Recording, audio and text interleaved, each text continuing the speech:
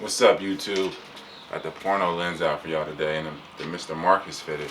But nah, I was gonna talk about the vegan routine, and in general how you should get into the breathing and how it does wonders for your life. Like you can't have any expectations though. The master has no expectations, thus he is never disappointed. He is never disappointed, thus his spirit never grows old. It's that simple. That's what immortality is. Having no expectations and allowing life to happen. You can't expect results because that puts a limit on your results.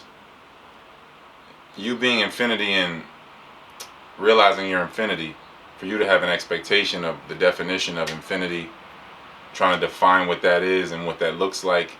Again, like they say, if you try to visualize the Tao, you won't be able to see it. If you try to treat it like an object, you'll lose it. It's the same thing. You can't. It's nothing you can fathom. You just have to allow. You have to fully inhabit the body, relax it by you allowing the breath to catch it, and then it will express life the way it's supposed to. So, expectations. You don't know how good you can feel from the state that you're in. You're going to different levels, so why would you have expectations about what the results should be if you've never experienced it? You can never be ready in life. You can prepare as much as you want, but you'll never be ready. That's the issue with the mind's eye or imagination, where people are living in what should be or what could be instead of what is. All that's a lie. Even if you go through something, like if I was to go down the street and give somebody a handshake and then I thought about it and recreated it in my mind, that whole recreation is not it.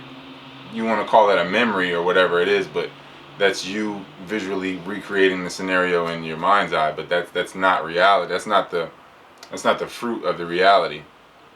And so that's just a little point I want to touch on. So basically, where my days go, I'm waking up and going right into the breathing.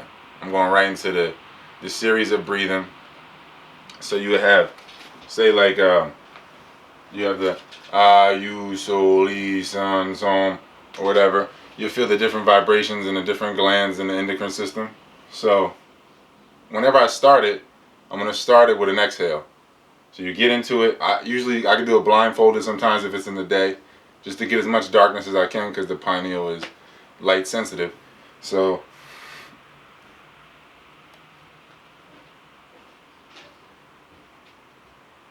proper exhale to get it cleared. What's up, y'all? I'm making a video. Okay, yeah. So I do a proper exhale to get it cleared, and then the channel is all this is clear. You're not having the gunk all in the way, and if your liver is swollen or your gallbladder is swollen or pancreas is swollen, you'll feel that. And the more you breathe, the more you won't want to feel that way, and you will want the fluidity in your organs, so your lungs can fully expand and then feed your muscles the oxygen that they want, and your brain. So if your brain's oxygenated, then you can think the way you're supposed to, and then you can fathom the reality that you're supposed to be living. So if you're low on oxygen, you can't even think the thoughts you need to think to change your life. So you have to breathe to let the breath catch you, and then you can move further inward. So that's the reset. To exhale, get empty.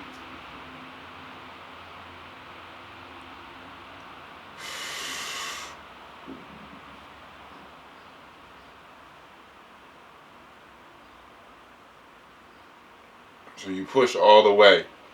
You're pushing all the way on the diaphragm, so all the organs and everything get pushed, and then you have that upward pressure from the sphincter. You're locking that, the banda or the lock. So you're locking that. You're locking the top of the mouth. All that's being locked so that you compress the breath in there, and then you squeeze the pressure of the body to change the blood pressure. Then your circulation changes, and then your organs can get fed, and then you can hear and see your own channel, the true channel of self or God or the source that you are, instead of all the blockage. So you can allow the energy to flow through you from the root to the tooth. So it's the series will be you sol I san som. You feel it in different places, like I said, in different glands, and it just vibrates it and opens it up so the energy can break through and you can flow. So I would do 6 breaths as a series. You sol Yi, Sun, Som. So I use So, Yi, Sun, Som, and then go into the fast breathing to change my heart rate, and then go back into the slow to bring it back slow, so that you can see the differences throughout your day. You have to push down to push up, in a sense. Like, you have to make your wave so you can find your core. So that's why I like to breathe, apply that pressure, stand up sometimes with the breath held, so that it can create that pressure on the core, so everything can be released. So then I can relax and my exhale, and then right back to it. So that's to me, that's paramount to start the day with that breathing. And then the arrangement shows itself after that. If I should go right into my stretches, or if I should go on a walk. Because if you go on a walk, then you can see like the pace of the Tao within you. You can tell when you're rushing, expecting, trying to get somewhere, trying to meet appointments and meet your plan, when there's an ultimate plan going on and your little personal plan is really a lie compared to that. You have to align yourself with the ultimate plan, so that you can see, the test results, in a sense. So you can see what's happening before it happens, in a sense. It's happening as it's happening. It's just that, again, we're living our dreams in slow motion here. So I will go from the breath to possibly a dog walk to warm up my whole system, and then do the moving breath, get in touch with the Tao, see the pace where my energy is for the day, and then from there come back after, I usually do my walks aimlessly too. That's how you can find the Tao, or allow the Tao. If you walk aimlessly, then you can see where the Tao is telling you to go, where it's showing you, where you really don't have a choice, in a sense. Even if you try to fight it, it'll bend you back onto the Tao.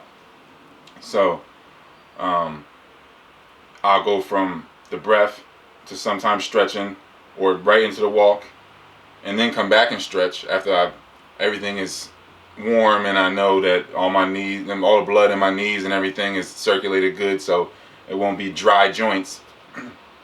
And then I'll go from there to come back, probably do another breath session, and then from there, then I'll take my herbs, whether they be capsules or teas. It all depends on if I ate the day before. If I didn't eat the day before, then I'm gonna go further and further without the herbs, because eventually you won't need the herbs either. So if you can get that done in the first hour or two of your day, then the rest of his day is gonna show itself as far as the value system, like the alignment. Your alignment is, you're gonna be in tune that anything off of that beaten path is gonna be obvious. So some people still hurt themselves though, but this might be a nice reminder to some people. But yeah, it's all about the arrangement, putting the Tao first, and then then it's a trickle down, in a sense of peace. So, because the Tao, peace, one, the infinite one, the unfathomable one that we all come from, which is what you are.